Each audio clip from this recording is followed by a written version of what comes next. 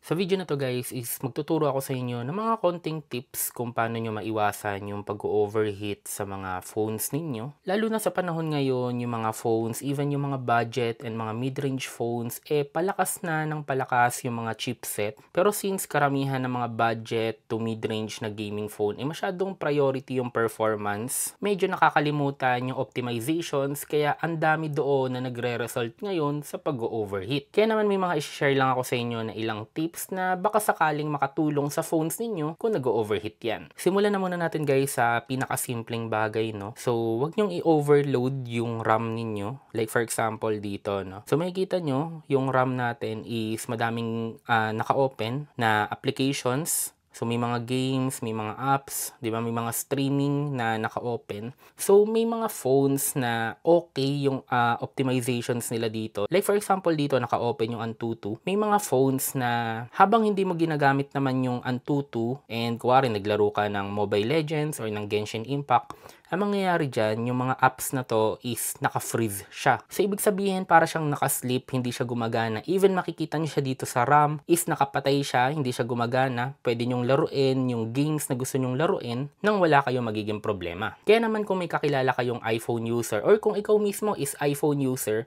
alam mo yung sinasabi ko, like sa akin, makikita nyo, sobrang daming apps dyan na naka-open, no? Never ako nagko-close ng mga apps. Sobrang bihira akong mag-clear ng mga background apps dito sa iPhone kasi very optimized siya sa mga ganong senaryo. Ngayon, balik tayo dito sa Android. So, may mga phones na okay optimization pero kagaya nga ng sinabi ko kanina, especially sa mga budget to lower mid-range phones, hindi maganda yung optimizations nila dito. So, nangyayari dyan, pag may naka-open kayo na apps tapos naglaro kayo ng, for example, Mobile Legends or Call of Duty or Genshin Impact, yung mga apps na inopen mo kanina is tatakbo sa background na magre-result ngayon ng pag-init ng device mo. Kaya kung sa tingin mo nangyayari yun sa'yo, the best is i-exit mo muna lahat yan. Pangalawa namang tip ko sa inyo, as much as possible, no, huwag nyo nang gamitin yung high performance mode sa battery ng phone na ginagamit ninyo. Like for example, dito sa Poco, pag pumunta tayo ng battery, then pumunta tayo ng current mode. So, meron tayo ditong ultimate mode, balance mode, battery saver, ultra battery saver. So, ibig sabihin, pag nilagay nyo yan sa ultimate mode, yan yung pinakasagad yung performance ng phone ninyo. Makikita nyo din yan sa ibang brands, like for example, dito is Tecno. Meron naman ditong high performance mode na pwede nyo ding i-turn on. Almost lahat ng Android phone is may gantong option under sa battery settings nila. Magkakaiba lang ng pangalan or tawag dito, pero pare-parehas lang sila na nagagawa. Ngayon, as much as possible, wag nyo na lang gamitin kasi to be honest, no, sobrang liit lang naman ng difference niya sa performance na halos hindi mo na mapapansin pag naglalaro ka. Pero yung magiging kapalit niyan sa battery, sa pag-init ng phone, mararamdaman mo talaga. Kaya naman I suggest kung wala naman kayong gaming phone or kung wala kayong mga internal cooling fans, external cooling fans, or kung wala kayong proper ventilation sa lugar kung saan kayo naglalaro, wag nyo na lang i-turn on yan. Same is true sa mga game turbo, no? Kahit anong phone pa yung gamitin ninyo. Kung sa tingin mo hindi naman worth it and halos parehas lang yung performance ng phone, ilagay nyo na lang sa balance mode, normal mode, or kung ano man yung pinaka-default settings, no? Ngayon, hindi ko sinasabing wag nyong gamitin yung gaming mode or game turbo ng mga phones ninyo kasi useful pa rin naman yan. Pero ito kasi hindi ko pwedeng i-general, no? Kasi sabi ko nga, may mga brands or may mga phones na okay yung implementation sa ganito, pero may mga phones din na hindi maganda yung pagkaka-optimize dito. Kaya naman tayo bilang user, no, tignan nyo yung phone nyo, kapain nyo, i-feel nyo kung mas okay ba na naka-turn on yan, or baka mamaya is parang placebo effect lang na parang feeling mo is parang okay yung performance niya pag laging naka-turn on, kaya lagi mo na lang ino-on, pero in reality is hindi pala. And bibigyan ko kayo ng konting sikreto, no? May mga brands din kasi na dinadaya yung mga game turbo nila, which nag-a-appear na mas mataas yung FPS, pero in reality, parehas lang talaga. Another tip na pwede kong i-share sa inyo is i-turn off nyo na yung mga naka-auto start na application sa phone ninyo. So, ang ibig sabihin ng auto start, no, is once na tinurn on nyo or once na ginamit nyo yung phone ninyo, is nagra-run na siya sa background automatically. Even i-exit nyo or even cleared yung RAM ninyo,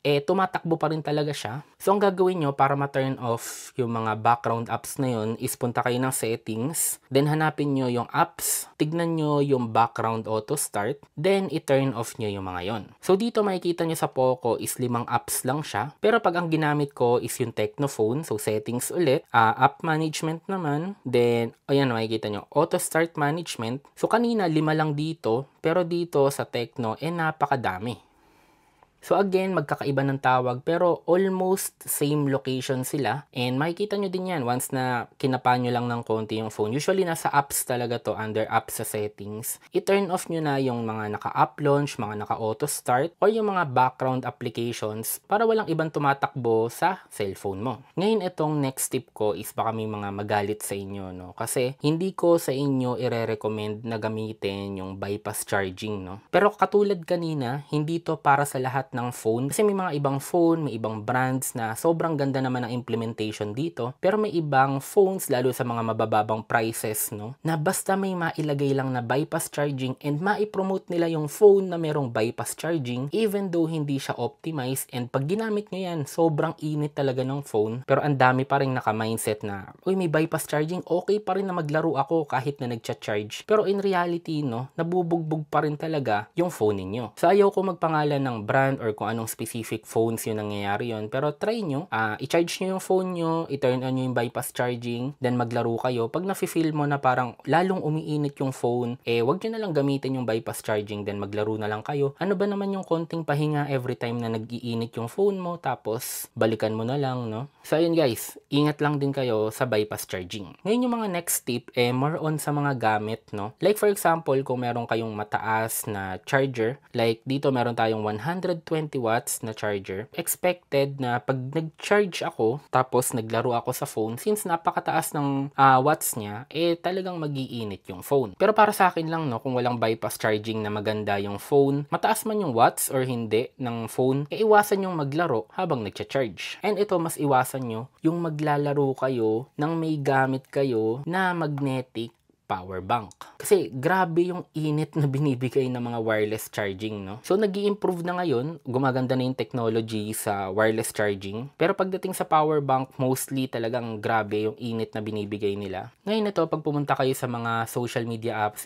usong-uso na ang affiliate, no? And isa rin naman ako sa nag-affiliate marketing, no? Pero minsan sobrang OA ng pag-promote ng mga product, no? Like for example ito, heat dissipation case yung tawag sa ganito, which since may mga butas nga siya, ibig sabihin, 'di ba, lalo na yung mga promotion material nila, yung mga image, pinapakita na lumalabas dito yung init, which in reality, hindi ko naman itatanggi, no, nakakatulong naman talaga siya kasi buong paligid niya is may mga butas, no, compared pag mga ganto na talagang kulob yung init. Ito, since yun nga, may mga butas, lumalabas siya, pero unlike sa mga ina-advertise, no, hindi sobrang laki ng nagiging impact niya sa overheating ng phone. Like for example, naglaro kayo ng Genshin Impact, tapos sa case na normal, umiinit siya ng sobra, hindi naman ibig sabihin pag ginamit nyo yung case na ganito, hindi naiinit yung phone. So, halos same pa rin siya ng pag-init, pero mababawasan lang ng sobrang liit. Hindi katulad ng ina-advertise. Ngayon, ang pinakahuling tip ko, kung hindi nyo talaga mapigilan na maglaro,